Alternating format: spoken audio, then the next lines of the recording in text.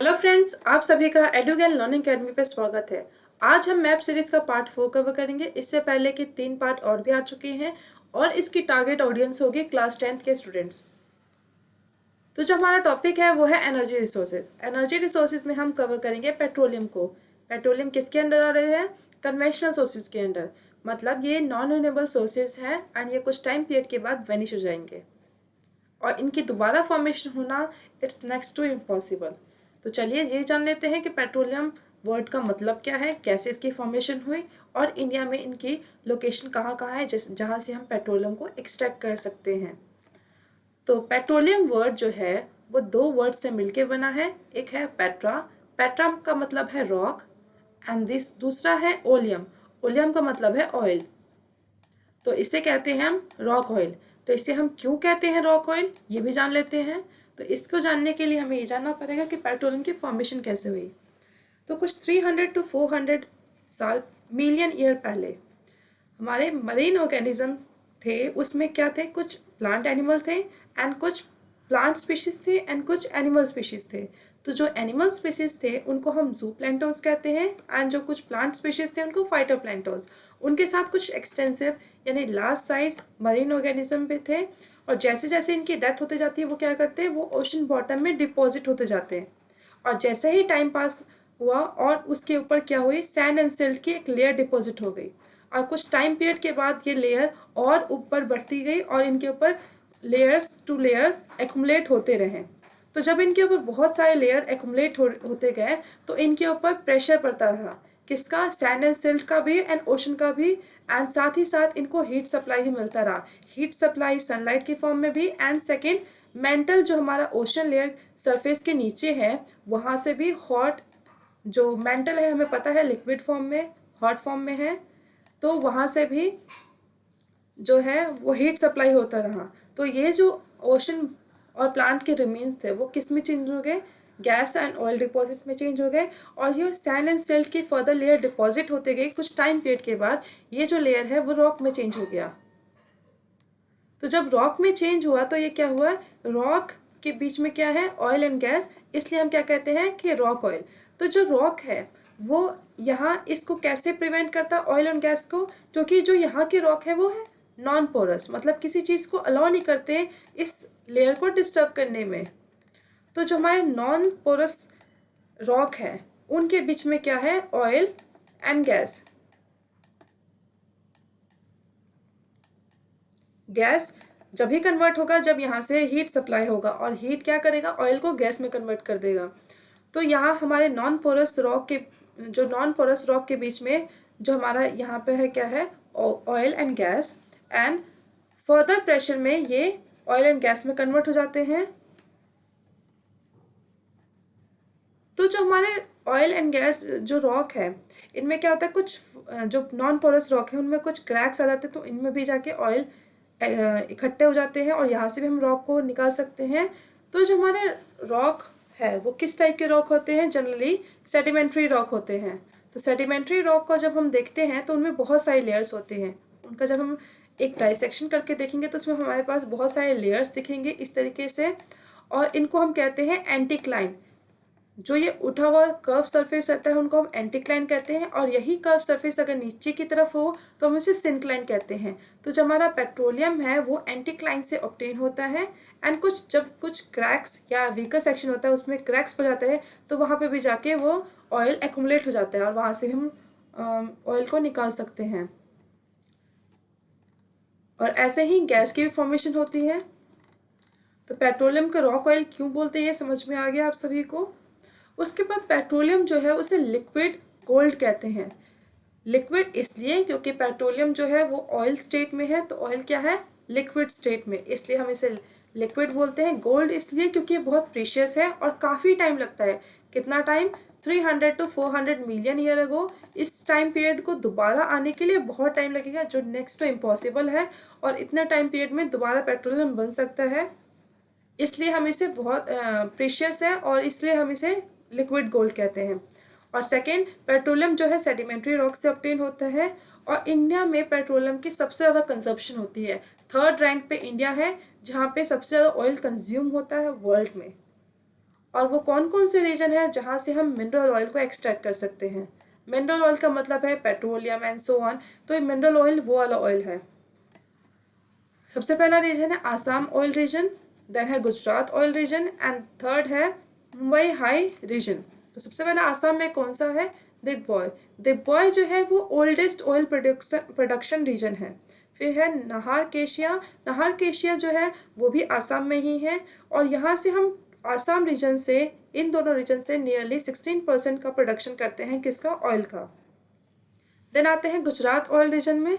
Gujarat oil reason में gulf of Khambhat and Ankleshwar, यहाँ से हम नियरली 18% ऑयल का प्रोडक्शन करते हैं। देन आते हैं Mumbai high region. Mumbai high region जो है मुंबई कोस्ट रीजन से नियरली, या कह सकते हैं मुंबई से नियरली 176 किलोमीटर दूर है, और यहाँ से हम क्या करते हैं, ऑयल का प्रोडक्शन करते हैं, और सबसे ज़्यादा ऑयल का प्रोडक्शन इसी रीजन से किया जाता है। नियरली कितना परसेंट, 60% ऑयल का प्रोडक्शन इस रीजन से किया जाता है। तो हम देख लेते हैं मैप में भी कि कहाँ कहाँ ये रीजन सिचुएटेड है इंडिया मैप में। तो सबसे पहले है दिग्बॉय आसाम में, जो ओल्डेस्ट है। देन है नाहरकेशिया, वो भी आसाम में ही है। देन है गुजरात में एनक्लेश्वर एंड कलोल। तो आपको ये याद रखना है कि आसाम में दो है, दिग्बॉय एंड नाहरकेशिया। गुजरात में भी दो है, एनक्लेश्वर एंड कलोल। एंड लास्ट है कोस्टल रीजन में जो है Mumbai high basin and basin. तो मुंबई हाई 176 किलोमीटर, अभी मैंने बताया था कि मुंबई हाई रीजन जो है 176 किलोमीटर दूर है। एंड देन है बेसिन। तो ये वो रीजन्स है जो आपको याद रखने हैं ऑयल फील्ड्स में, कि ऑयल फील्ड्स में कहाँ कहाँ ये रीजन्स सिचुएटेड है इंडिया मैप में। देन हम बात करते हैं नेचुरल गैस को। नेचुरल गैस कैसे ऑब्टेन करते हैं, अभी हमने पढ़ा था कि नेचुरल गैस को हम एक्सट्रैक्ट करते हैं वेल्स के थ्रू। सेकेंड थिंग, ये क्लीन एनर्जी है, जो कि इस गैस से कोई भी पोल्यूशन क्रिएट नहीं होता, कार्बन डाइऑक्साइड एमिशन नहीं होता। अगर कोई कार्बन डाइऑक्साइड एमिशन ही नहीं होगा तो कोई पोल्यूशन क्रिएट नहीं होगा, इसलिए हम इसे कहते हैं क्लीन एनर्जी। देन जो नेचुरल गैस है वो कैसे ऑब्टेन करते हैं, कैसे फॉर्मेशन होती है, उसकी फॉर्मेशन सेम होती है, वो भी कुछ टाइम पीरियड, उसकी फॉर्मेशन के लिए भी बहुत ज़्यादा टाइम पीरियड चाहिए। देन इसका डिस्ट्रीब्यूशन कैसे है, डिस्ट्रीब्यूशन नेचुरल गैस इंडिया में केजी बेसिन, केजी मतलब Krishna and Godavari basin. Krishna Godavari basin वहाँ वो बेसिन जहाँ से कृष्णा और गोदावरी रिवर फ्लो करती है, तो ये वाला रीजन जो है केजी बेसिन का माना जाता है। देन है आसाम में gulf of Khambhat, Barmer region in Rajasthan and Andaman and Nicobar and gulf of Cambay and Mumbai High, ये वो रीजन्स है जहाँ से हम नेचुरल गैस को ऑब्टेन कर सकते हैं। जो नेचुरल गैस है वो सीएनजी में यूज़ करते हैं। सीएनजी में ये रिप्लेस करता है पेट्रोलियम डीजल को, क्योंकि ये जो पेट्रोलियम डीजल है उनको वो एक नॉन रिन्यूएबल रिसोर्सेज है, और सीएनजी जो है वो पोल्यूशन भी क्रिएट नहीं करता, इसलिए हम व्हीकल्स में अब सीएनजी को यूज़ करते हैं। सेकेंड थिंग, नेचुरल गैस को हम as a raw material power and fertiliser industry में भी यूज़ कर सकते हैं। देन बात करते हैं थर्मल एनर्जी को। थर्मल एनर्जी ये एक ग्रीन एनर्जी नहीं है, क्योंकि इसमें सबसे पहले पोल्यूशन क्रिएट होता है, क्योंकि ये कार्बन डाइऑक्साइड का एमिशन करता है। सेकेंड थिंग, यहाँ पे हम जो रिसोर्सेज का यूज़ करते हैं थर्मल एनर्जी में, जैसे कि कोल, पेट्रोलियम एंड सो ऑन, ये सारे के सारे नॉन रिन्यूएबल एनर्जी है, और ये कुछ टाइम पीरियड के बाद ख़त्म हो जाएंगे। इनका जो अमाउंट है इन्वायरमेंट में वो ज़्यादा अवेलेबल नहीं है, तो इसलिए भी ये क्लीन एनर्जी में काउंट नहीं होते हैं। और इन एनर्जी, थर्मल एनर्जी को हम यूज़ उस जगह में करते हैं जहाँ पे हम हाइड्रो इलेक्ट्रिसिटी जनरेशन नहीं कर सकते हैं, और वहाँ का वेदर भी एडवर्स कंडीशन या बहुत ख़राब सिचुएशन है जहाँ से हम नहीं जनरेट कर सकते डैम्स के थ्रू। यानी कि जब हम फ्लोइंग वाटर जो होता है डैम्स में, वो टर्बाइंस क्या करती है, रोटेट करके वहाँ से इलेक्ट्रिसिटी जनरेट करती हैं, तो हम उससे भी जनरेट नहीं करते। हम यहाँ पे सिर्फ और सिर्फ कोल और पेट्रोलियम का जनरेशन करते हैं। सेकेंड जो प्रोडक्शन है वो इको फ्रेंडली क्यों नहीं है, वो भी मैंने बताया, क्योंकि यहाँ पे कार्बन डाइऑक्साइड का रिलीज होता है और पोल्यूशन भी कॉज करता है एटमॉस्फेयर में। और सेकेंड थिंग, ये बहुत वैल्यूएबल रिसोर्सेज को भी ज़्यादा यूज़ करता है, जो कि कुछ टाइम पीरियड के बाद ख़त्म हो जाएंगे, और इनका बहुत कम अमाउंट इन्वायरमेंट में अब बचा हुआ है। देन बात करते हैं कि thermal energy power station India में कहाँ कहाँ है। सबसे पहला है नमरूप आसाम में, सिंगरौली मध्य प्रदेश में एंड रामागुंडम तेलंगाना में। आपको सिर्फ यही तीन याद रखने हैं, और इनकी तीनों की लोकेशन इंडिया के मैप में कहाँ पे है वो मैं दिखा देती हूँ। तो जो थर्मल पावर प्लांट है वो आसाम में नमरूप में है, यहीं पे हमारा दिग्बॉय नाहरकेशिया भी था। देन सिगरौली मध्य प्रदेश में एंड रामागुंडम जो है तेलंगाना में। तो ये 3 लोकेशन आपको पर्टिकुलरली थर्मल पावर प्लांट के लिए याद रखनी है। देन आते हैं न्यूक्लियर एनर्जी।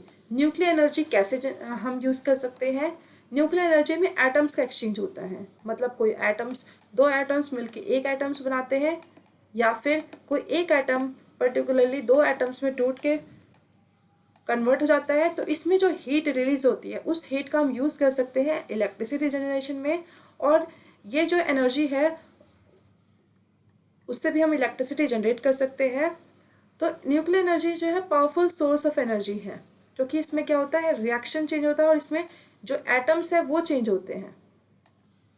और इसका सोर्स क्या है कि जो भी हीट रिलीज होगा उससे हम क्या कर सकते हैं, उस मास ऑफ एनर्जी को कन्वर्ट कर सकते हैं किसी भी टाइप की एनर्जी में। और इंडिया में 4th लार्जेस्ट है आफ्टर इलेक्ट्रिसिटी की। इलेक्ट्रिसिटी जनरेशन में हम क्या सबसे पहले क्या यूज़ करते हैं, थर्मल यूज़ करते हैं, या फिर हम हाइड्रो इलेक्ट्रिसिटी यूज़ कर सकते हैं, या कुछ रिन्यूएबल रिसोर्सेज जैसे कि सोलर एनर्जी या फिर ओशन टाइडल एनर्जी की सारी एनर्जी के बाद 4th नंबर पे हमारा न्यूक्लियर एनर्जी ही आता है, जहाँ से हम इलेक्ट्रिसिटी जनरेट कर सकते हैं। इंडिया के पास वैसे तो बहुत पोटेंशियल है इन एनर्जीज़ का यूज़ करने के लिए, क्योंकि हमारे पास यूरेनियम का भी है, थोरियम भी है, एंड मोनोजाइट सैंड जिससे हम थोरियम एक्सट्रैक्ट कर सकते हैं। तो ये सारे जो चीज़ें हम इनसे क्या कर सकते हैं, इलेक्ट्रिसिटी जनरेट कर सकते हैं, बट अभी इतना यूज़ में नहीं है। हमारे पास सिर्फ और सिर्फ 17 न्यूक्लियर प्लांट्स है अभी रिसेंटली। तो सबसे पहला न्यूक्लियर प्लांट है नरोरा जो कि उत्तर प्रदेश में है, सेकेंड है तारापुर महाराष्ट्र में, काकरपरा गुजरात में, एंड कलपक्कम तमिलनाडु में। तो सिर्फ आपको यही 4 लोकेशन याद रखनी है। तो ये मैप में देख लेते हैं एक बार, नरोरा कहाँ पे, उत्तर प्रदेश में, देन काकरपरा गुजरात में, तारापुर महाराष्ट्र में, एंड कलपक्कम तमिलनाडु में। तो आपको न्यूक्लियर पावर प्लांट के लिए सिर्फ 4 नेम याद रखने हैं, थर्मल एनर्जी के लिए 3 एंड ऑयल फील्ड्स के लिए 6। तो ये आपको ये सारे मैप बहुत अच्छे से रिवाइज करनी है, क्योंकि आपके एग्जाम में सिर्फ और सिर्फ मैप आने वाले हैं। Thank you very much for watching this lesson.